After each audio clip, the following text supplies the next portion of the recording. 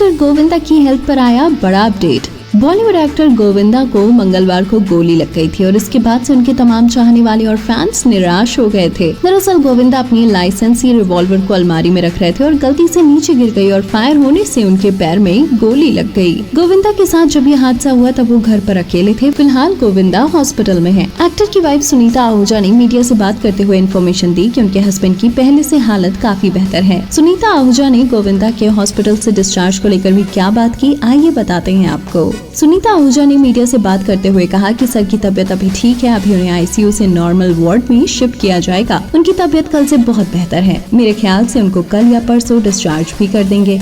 Sir सबके आशीर्वाद से एकदम ठीक हो गए हैं। सर की बहुत फैन फॉलोइंग है और हर जगह पूजा प्रार्थना चल रही है। सर के लिए मंदिर, दरगाह और हर जगह पूजा प्रार्थना चल रही है। सबके आशीर्वाद से सर ठीक है। मैं उनके फैन से यही कहना चाहूंगी कि आप लोग पैनिक मत होइए। बताते चलें कि गोविंदा के पैर में जब गोली लगी तब उनकी वाइफ सुनीता आहूजा घर पर नहीं थी। सुनीता आहूजा बाबा खाटू श्याम के दर्शन करने के लिए गई हुई थी। हस्बैंड के पैर में गोली लगने की खबर मिलते ही वो मुंबई वापस लौट आई।